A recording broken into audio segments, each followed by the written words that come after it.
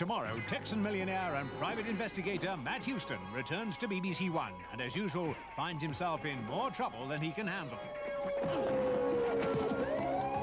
some pain for a while, but if you give it some rest, you'll be as good as new in a couple of weeks and everything will be fine. Thank you. There's some forms you'll have to fill out. Nurse Brown, would you assist Mr. Houston? Of course. Hi. You know, this looks really good, Aaron, but, you know, I'm not going to have time to eat this. Something's come up, and I got to run.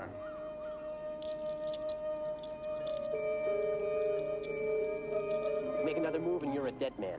Now drop it. A new series of Matt Houston starts tomorrow at 9:25 here on BBC One.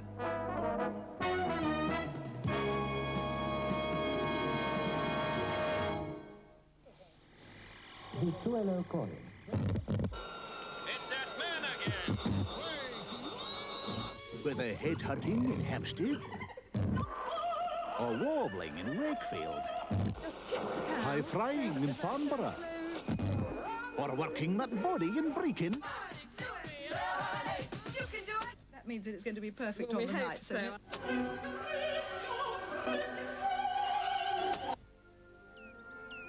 BBC Radio sounds better on VHF FM.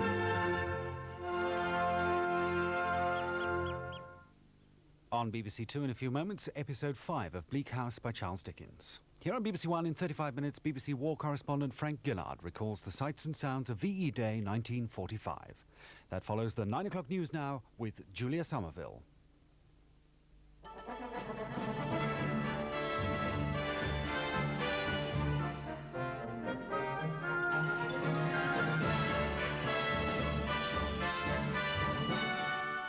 Years on, the Queen leads the country in remembering the war. And she remembers how she celebrated the peace outside, mixing with the crowds. President Reagan's message to Europe today, be friends, but beware the Soviet Union. And the Russians reply, America is the threat. Today's other main news at home and abroad, in South Africa, at least 8 blacks have died in new rioting. Legionnaire's disease, 2 more deaths, and part of a hospital in Portsmouth is shut down.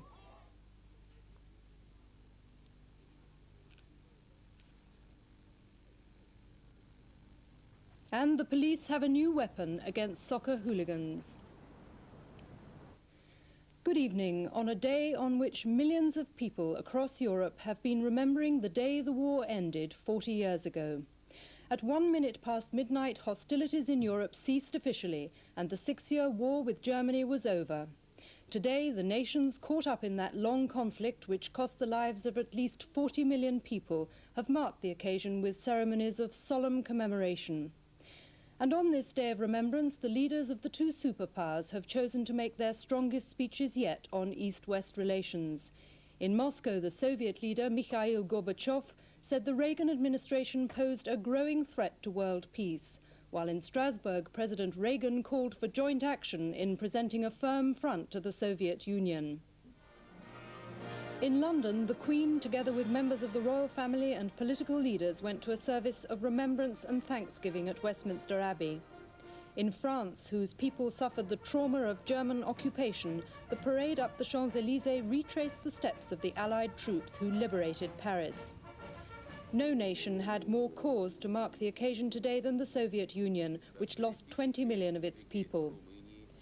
For the Germans, the end of the war meant the end of national unity. Today, West and East Germany held their own separate ceremonies in their own separate styles. But it's also been a day for personal remembrance. In London, the tributes of widows to their dead husbands. And for Jews, a day on which to repeat their message of forgive, but do not forget. At Westminster Abbey, the Queen led the nation's thanksgiving for the day when the war in Europe was declared at an end.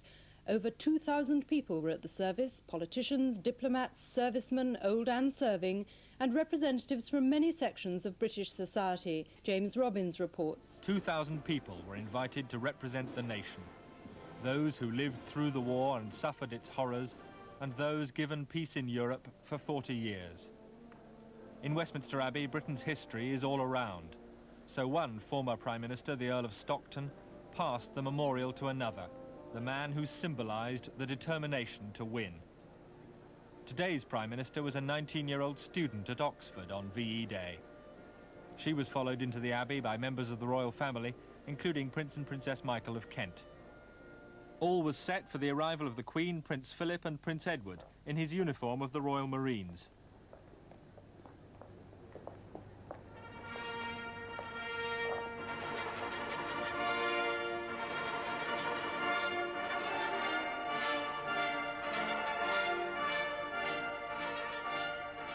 For the Queen Mother, a particularly warm welcome in the Abbey.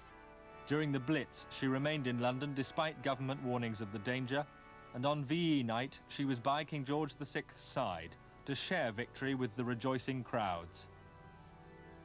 First theme of the service was Thanksgiving, led by a procession of standards and community representatives. A war widow alongside a soldier awarded the Victoria Cross, as a reminder that for many, the celebration of VE Day was overshadowed by grief. After Thanksgiving, prayers of penitence. Cardinal Basil Hume, Catholic Archbishop of Westminster, led the congregation, asking forgiveness for not measuring up in the days of peace to the sacrifice of those who died.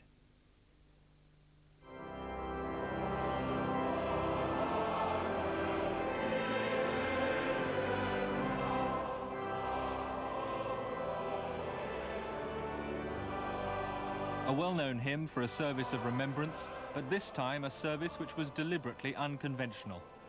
Joining in the singing, not only many of the bravest British servicemen, awarded Victoria or George Crosses, but also clergymen from Japan and Germany, countries once our enemies, now reconciled. The Archbishop of Canterbury himself awarded the Military Cross for his gallantry as a tank commander, stressed the need for reconciliation in his sermon. But he was quite certain the war had been a necessity. It was not a panacea for every ill, but the victory which closed down Belsen, Buchenwald and Auschwitz is in itself sufficient cause for thanksgiving.